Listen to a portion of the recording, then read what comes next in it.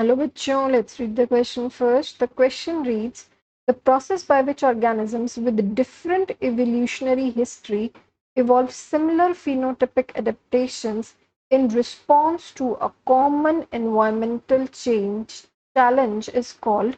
आपको यहाँ पे एक स्टेटमेंट दी है बच्चों कि अगर डिफरेंट आपके पास जो है आपके ऑर्गेनिजम्स हैं जो डिफरेंट डिफरेंट ग्रुप्स को बिलोंग कर रहे हैं बट वो सिमिलर फिनोटाइपिक एडेप्टेशन शो करने लगते हैं किसी कॉमन एनवायरमेंटल चेंज की वजह से या चैलेंज की वजह से, तो आप उसको क्या बोलोगे, उस प्रोसेस को आप क्या नाम दोगे? तो यहाँ पे बच्चों आपको जो हम की कंसेप्ट में हम रिवाइज करेंगे that will include some terms. तो की कंसेप्ट के हम अंदर हम कुछ टर्मिनोलॉजी को रिवाइज करेंगे जिसमें फर्स्ट हमारे पास आ जाती है कन्वर्जेंट इवोल्यूशन।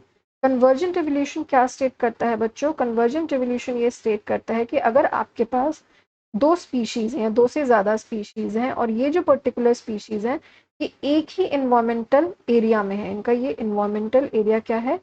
कॉमन है इनका ये इन्वायरमेंट, और आप इसको निश्चय भी कह सकते हो कि कैसा है? कॉमन है। तो ये इनके ऊपर क्या लगा रहा होगा? एक सेम प्रेशर डेवलप कर रहा होगा टू इवॉल्व, सिमिलर टाइप का प्रेशर डेवलप कर रहा होगा। और इसी वजह से क्या करना पड़ेगा इन सब को? हो सकता है कि सिमिलर नीड्स की वजह से, सिमिलर अगर इनकी कोई नीड्स होती हैं उनकी वजह से क्या करना पड़े? इवॉल्व करना पड़े। और इस इवोल्यूशन में ड्यूरिंग दिस प्रोसेस से कुछ सिमिलर आपके मॉर्फोलॉजिकल चेंजेस है जिसको आप कहते हो फिनोटिपिक चेंजेस, वो क्या कर ले? इनहेरिट कर लें। सिमिलर फिनोटिपिक कैरेक्टर्स जो उसमें आ जाएं, इवॉल्व हो जाएं during that process.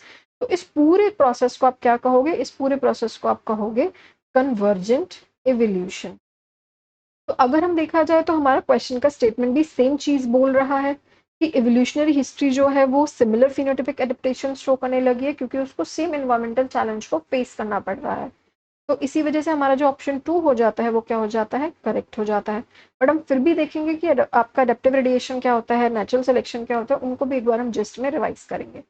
Adaptive radiation ये स्टेट करता है बच्चों कि अगर आपके पास कोई एक कॉमन एंसेस्टर है, या आपका एक कॉमन एंसेस्टर है और ये कॉमन एंसेस्टर जो है आपका वो डिफरेंट डिफरेंट आपके जगह पे रेडिएट करे, रेडिएट मतलब मूव करना शुरू कर दे। इस एंसेस्टर्स की कुछ पॉपुलेशन इधर फर्स्ट जगह चले गई, कुछ सेकंड प्लेस पे गई, कुछ थर्ड प्लेस पे गई, कुछ फोर्थ पे गई और कुछ 5 पे गई।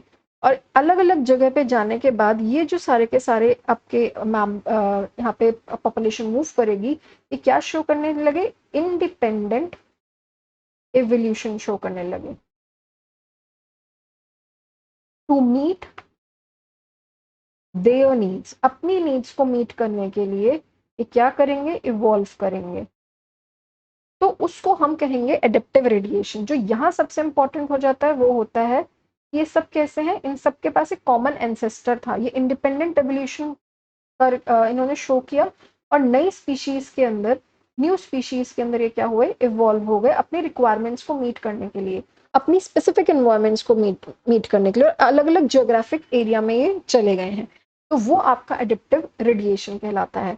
नेचुरल सिलेक्शन जो होता है बच्चों, natural selection is your pressure, evolution का वो प्रेशर है जो पर्टिकुलर किसी एक आपके स्पीशीज को सिलेक्ट कर रहा है आपके इवॉल्व होने के। तो नेचुरल सिलेक्शन तो स्पीशीज के सिलेक्शन में जो सर्वाइवल ऑफ द फिटेस्ट कह लो, उस फिटेस्ट को आपको जो डार्विन ने वर्ड दिया था, basically survival of the fittest के सिलेक्शन में आपका एवोल्यूशन में मदद कर रहा है।